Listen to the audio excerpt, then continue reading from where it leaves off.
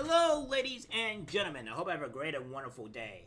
And it seems that we have today is another LGBTQ activist, alphabet community, of course, beating somebody and attacking their dad so badly that they had to go to the hospital and get stitches. Yeah. It seems that every time when the left says they're tolerant, they're always showing that they're the least tolerant group imaginable, and they're probably the most violent. And for some reason, they just don't, do anything about it. So what we have here is from the libs of TikTok saying, video shows alphabet community activists beating a teen after he attempted to call 911 after the activist attacked his dad. The assault occurred outside the LGBTQ center in South Bend, Indiana, during a drag show for kids. The dad ended up in the hospital with 6 stitches to his head. So, yeah, very tolerant, very kind, very loving group of people. I love it when they have to attack. And also when they say drag show for kids, yeah, they mean drag show for adults or drag show for child grabbers, because obviously they like to indoctrinate children. Of course, you guys probably seen the video of them trying to do that type of thing, so you guys all know the play, you all know how it works. And yeah, that's what we have here. And there's going to be a bit more about all this. We have this here. It says from Real News Michiana, says, video, LGBTQ activist beats teen for attempting to call 911 for injured father. Says, Real News Michiana has obtained a video, an alphabet activist, my apologies, activist, viciously beating a teenager as he attempts to call 911 to help his injured father. The video was taken just after the teen's father was brutally attacked by other activists in front of the Well Coffee House on Mishawaka Avenue as it was hosting the LGBTQ Center of South Bend annual drag show for kids on Friday, June 7th.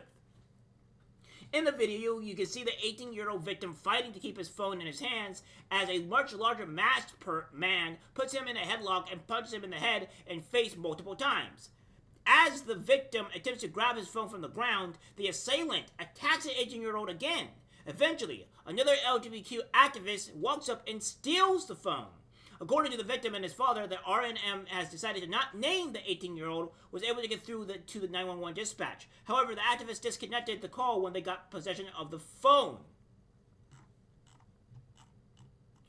As Michiana has not been able to identify the masked man who attacked the teenager. However, the positivity identified the 2 assailants who viciously beat his father. According to the victims and witnesses, the father and son duo walking down the public sidewalk in front of the well when 2 people pulling security for the event initially assaulted the father.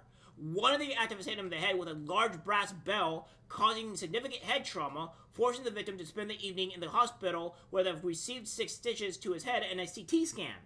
The 2 suspects who attacked the father immediately took after the attack and have not been apprehended. However, a police report has been filed and a detective is being assigned to the case. Pictures of the father's wounds can be shown below. So it says, even though the suspects ran off following the attack, witnesses were able to take pictures, and a video of the incident from which Real News Michiana has been able to positively identify the assailants as Troy Moss and Tana Robinson. Both are members of the non-profit organization called Northern Indiana Atheists, who are well-known left-wing activists in the region. According to witnesses, Moss initially attacked the victim by pinning him against a wall, while Robinson ran up and hit the man in the head with a large brass bell.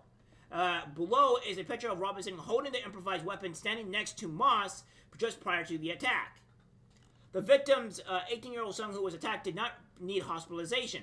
While the drag show was being put on the Alphabet Center of South Bend, it was held at the Wall Coffee House Church located in 2400 block of East Mishawaka Avenue in South Bend. As previously stated, Moss and Robinson are both part of the NIA nonprofit. According to Facebook posts, the NIA had partnered with both the Alphabet Center and the Well to pull security for the event. Both Ross and Robinson were part of the security detail. The NIA also frequently hosts meetings at the venue. Below are several Facebook posts by the NIA describing their partnership to post security and meetings the organization holds at the venue. So, this is the type of people that we're dealing with, guys, right? So, they continue their assault, their attempted murder, because this is what this is, on this individual, and they continue to, when they were going to call the police for their father, they're like, oh, no, that's not allowed. I'm going to beat you to stop you calling an ambulance for your father, so that way we can, actually kill him, because that's what we want to do. We want to end your father's life. They attacked the teenager that's trying to help his father, and then when they were making a call to the hospital, to the ambulance, the person disconnects the phone to the ambulance. So please tell me, alphabet community, LGBTQ activists, please tell me on how you're the loving and caring group when your loving and your empathy decides to attack two individuals, which doesn't seem to be doing anything here, by the way. This guy here doesn't seem to be doing anything at all. It seems he's minding his own business, and it seems they're going to attack the said person, right? And after you do this type of thing, you proceed to attack the person that was going to go call help for his actual father.